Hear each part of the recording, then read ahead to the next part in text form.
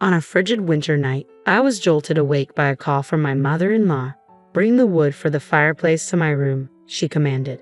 In this blizzard, I questioned silently, having just finished my bath.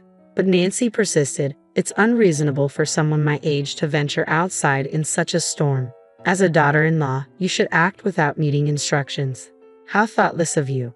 She continued to gripe on the phone, and while I had plenty of rebuttals, arguing seemed futile. After tucking my son into bed, I braved the snowy night and made my way to the storage shed alone. "It's freezing out here, and I can't find the wood. Is it not in here?" Just as doubt crept in, the shed was plunged into darkness. Startled, I rushed to the exit, only to find the door locked from the outside. Stuck. No way. Locked in. Did Nancy set this up? I felt a wave of despair, unable to predict what would happen next. My name is Mary, a 22-year-old housewife committed to caring for my family. I live with my husband Ken and our almost 2-year-old son Jason. I lost my father to a traffic accident when I was young, leaving my mother to support our family on her own. Working at a construction company, she single-handedly provided for my sisters Meg and me. Despite the hardships, she never complained and always wore a smile. She truly was an extraordinary person. Inspired by my mother's strength, I resolved to start working immediately after middle school, even though teachers and friends encouraged me to pursue high school for a brighter future. My determination wavered during the final summer of middle school when my mother expressed her wish for me to continue my education. When she learned that I planned to skip high school, she cried, blaming herself. Seeing her cry for the second time since my father's funeral broke my heart. I couldn't bear to add to her sorrow, so I decided to attend high school after all. Despite this, I took on a part-time job during high school to help support my mother. That's when I met Ken. 4 years older than me and a college student, he worked at the same convenience store where I had a part-time job. Among the part-timers, he was a dependable senior. Despite my hectic schedule, juggling morning newspaper deliveries and store shifts after school, Ken would kindly assist me with my tasks. His kindness and reliability won me over, and I found myself falling for him. After he graduated and was preparing to leave the job, I confessed my feelings and we started dating. Once I graduated from high school, I began working at a supermarket. A year later, I discovered I was pregnant. When we informed our parents, Ken's family opposed our marriage, arguing we were too young. However, with my mother's heartfelt persuasion and Ken's persistent pleas, they grudgingly accepted our decision. At 20, we managed to have our wedding. Although Ken had siblings, his parents, especially attached to their eldest son, were hesitant to accept me, given that I was raised by a single mother. Their strong attachment to Ken seemed unusual to others. When our marriage was finalized, she confronted me angrily, saying, "Did you think having a child first would secure your place with my son? That's manipulative. I have no intention of accepting you into the family." Her words only deepened my anxiety about married life. Our new home was built right next to my in-laws. After we got married, Ken's parents bought the vacant lot next door for us. I repeatedly suggested to Ken that we reconsider living so close to his parents, but he brushed off my concerns, saying, "They can help with our child. It's not a problem." After the wedding, it became clear that Ken was heavily reliant on his mother, a classic mama's boy. He remained indifferent even when his mother spoke harshly to me. When I was ill during my pregnancy and needed rest, Nancy criticized me, saying my son works hard, and you're just lying around all day, neglecting the housework. What do you plan to do about it? Frustrated, I confronted Ken, asking him to explain to Nancy that my doctor had advised me to rest. However, Ken sided with his mother, saying, "Are you implying my mother is wrong? She's right. You're just resting and not taking care of the housework." His response was a blow to my spirits. I had relied on him during our part-time jobs, but now I was growing increasingly concerned about our future. My anxiety only intensified. Then, on a day marked by a rare heavy snowfall, Ken was out late for a meeting. While I was settling Jason into bed, Nancy called, "What are you doing, Mary?" Even though I told her I was in the middle of putting Jason to bed, she insisted that I fetch wood from the storage shed for her room, as she had run out due to the cold. In this blizzard, I hesitated, especially since I had already bathed, but she pressed on. An old woman like me shouldn't have to brave such a snowy night. As a daughter-in-law, you should anticipate my needs without being told. How thoughtless of you. Although I had several objections, I didn't want to escalate the situation. Considering how difficult it must be to be without heat in this cold, I decided to go ahead with her request. After putting Jason to bed, I ventured to the shed situated between our house and my in-laws. Amidst the snowy landscape, I unlocked the door with trembling hands, turned on the light, and stepped inside. As I searched the area Nancy had pointed out, I found no wood. Is there really any wood here? I muttered to myself, reaching for my phone. Suddenly, everything went dark. What? This has to be a joke, I exclaimed, bewildered. I rushed to the exit, only to find it locked from the outside and immovable. No way, I'm locked in. Did Nancy set this up? I muttered to myself, feeling a sinking sense of dread. While I have faced harassment before, I never expected her to go this far. Outside, a rare snowstorm raged, and inside the shed, the cold was bone-chilling and potentially dangerous. I was also anxious about Jason being home alone.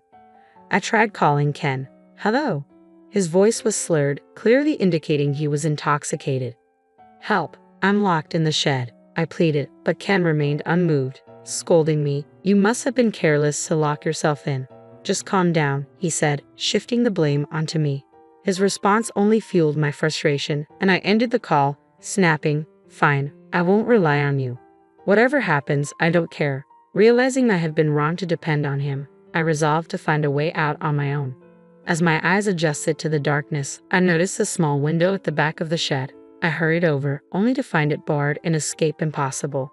I can't get out of here, I muttered in defeat, returning to the door. It was the only entrance and it wouldn't budge. Even in this desperate situation, I continued to search for a way to escape, knowing that my chances were growing slimmer. Shivering and exhausted, I pulled out my phone to call the police. As I fumbled with the screen, I heard voices outside. It must be the neighbors, I whispered to myself and called out, Help! After shouting several times, the elderly couple next door finally responded. Are you okay? They shouted from outside the shed. I'm locked in and can't get out. Please help, I cried, on the verge of tears. They quickly unlocked the door, and upon seeing my tearful state, they realized something was seriously wrong. They offered, Why don't you come stay with us for the night? Grateful for their kindness, I decided to take Jason and spend the night in the warmth and safety of their home. The elderly couple revealed that my in-laws had a reputation in the neighborhood for mistreating their daughters-in-law, and that my sister-in-law had also been locked in and had a heated argument with them. Knowing this, they had been worried about me. I expressed my profound gratitude to them and, exhausted from the ordeal and the snow, slept deeply through the night without stirring. In the morning, I was startled by commotion outside. I quickly dressed, left Jason with the couple, and stepped outside to find a crowd gathered in front of my house with ambulances and police cars parked nearby. What's going on? I wondered anxiously as I made my way back home. Ken met me with an angry tone. Where have you been, Mary? I explained. Last night, I got locked in the shed, and after getting help, I spent the night at the neighbor's house. However, Ken's anger didn't ease. He told me that Nancy had been found collapsed in the shed early that morning. I wondered if Nancy had come to check on me after the night had passed. As I had tried to escape from the shed, I must have disturbed its contents, causing a mess. It seemed Nancy had entered the shed in the early hours, accidentally tripping over a ball, hitting her head, and eventually collapsing. She was taken to the hospital, but tragically she passed away. Ken and my father-in-law blamed me, saying, This is your fault, despite my protests that I had been locked in the shed. They refused to listen. Realizing that arguing was pointless, I decided to divorce Ken and leave the house with Jason. My brother-in-law Jack said, I will choose a different path for my father and brother. If Mary leaves, I will cut ties with the family as well.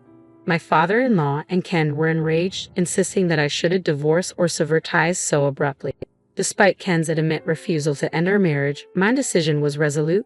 It's tragic that Nancy died, but I can't overlook what she did to me. I have proof that I was locked in the shed. If necessary, I'll submit the video to the police, I said, holding up my phone. Ken attempted to undermine the evidence by destroying the phone, but he never acknowledged his mother's actions. I was shocked by his inability to understand. I should let you know, I continued, that my sister Meg recently married a lawyer.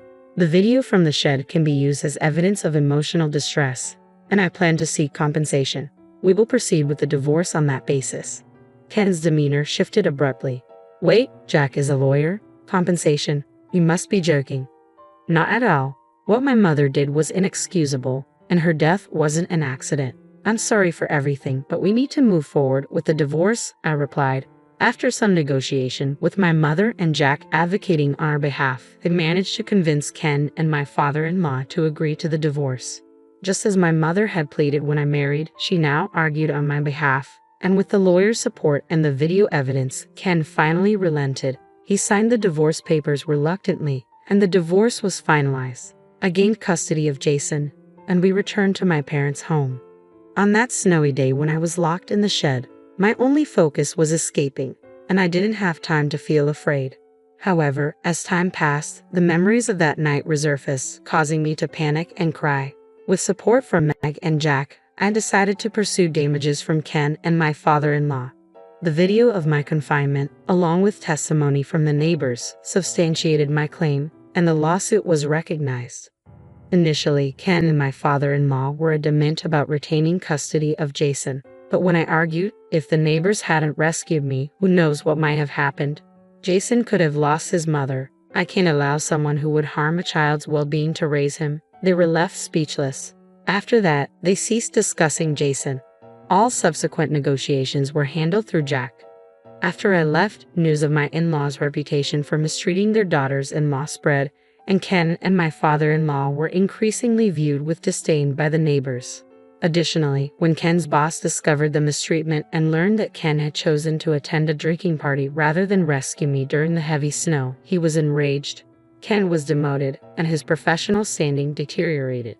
Eventually, Ken submitted his resignation and, along with my father-in-law, had to sell their house and land and relocate.